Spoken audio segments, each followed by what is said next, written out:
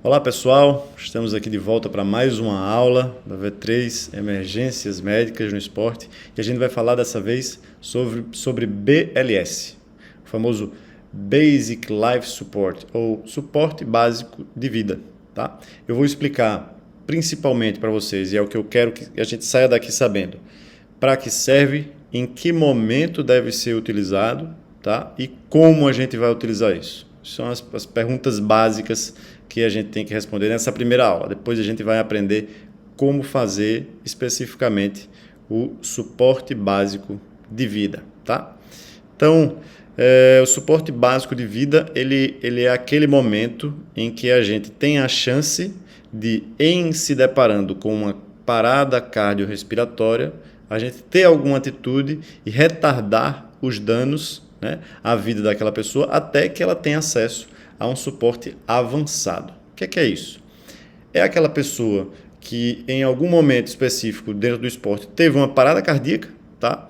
E não existe uma ambulância ou não existe alguma suporte específico e avançado para ser dado a ela, choque, drogas, um suporte avançado com uma equipe avançada, e a gente não pode ficar apenas olhando e esperando as coisas acontecerem. Então a gente tem o que fazer nesse período de tempo em que a gente apenas se deparou com uma parada cardíaca, tá? Isso acontece, a gente está falando para o esporte, mas pode acontecer em qualquer lugar, no shopping, no meio da rua, qualquer lugar. Então, o primeiro ponto, o BLS ele é usado quando a gente se depara com uma parada cardíaca, tá? O objetivo dela é a gente reduzir os danos ou a gente manter a pessoa viva até que a gente tenha acesso a um suporte avançado de vida, tá? Para a gente interromper essa parada e corrigir aquele problema. Se é um choque que tem que ser dado ou se é alguma medicação que tem que ser feita, mas a gente não pode ficar parado esperando que aquele corpo, aquele indivíduo, ele fique sem oxigenação no seu corpo por tanto tempo, de modo que chegue à morte, tá? Então, é muito comum, tá? São mais de 1.100 mortes por doenças cardiovasculares por dia no Brasil. Uma a cada 3 mortes que a gente tem, elas estão relacionadas a um infarto, um AVC, uma morte súbita, tá? Problemas cardiovasculares, tá? Nesses casos, caso de um infarto e um AVC, é importante frisar que tem muitos fatores de riscos que podem ser mudados, né? E essa é enquanto médico do esporte, essa é uma nossos objetivos, das nossas missões, né? Mudar esses fatores de risco relacionados ao sedentarismo, ao tabagismo, à má alimentação, tá?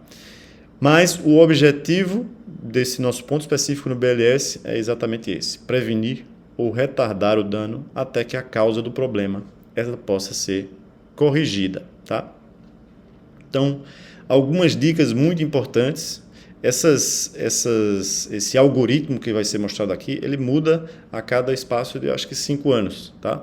À medida que vão sendo identificadas dentro das pesquisas condutas que podem ser melhores para que a gente leve a uma sobrevivência maior, elas vão mudando. Então, alguns pontos eles já foram mudados ao longo do tempo. A última mudança foi em 2020. Tá? Então, algumas dicas sobre o suporte básico de vida. Ele tem que ser iniciado rapidamente, o mais rápido que a gente consiga iniciar. Quanto mais rápido, melhor, tá? A gente precisa fazer compressões de boa qualidade, eu vou explicar como é que são essas compressões. A gente precisa saber quando e como usar um desfibrilador externo automático, tá? É importante fazer as respirações de resgate, depois eu vou explicar que se não conseguir ou se não souber, também pode fazer a RCP, a reanimação cardiopulmonar, sem essas respirações de resgate. E é importante trabalhar em equipe, tá? Essa aula aqui é especificamente para a gente entender isso. Qual é o objetivo? Fazer com que o indivíduo ele tenha mais chance de sobreviver diante de uma parada cardíaca. Na próxima aula a gente vai aprender mais e até logo.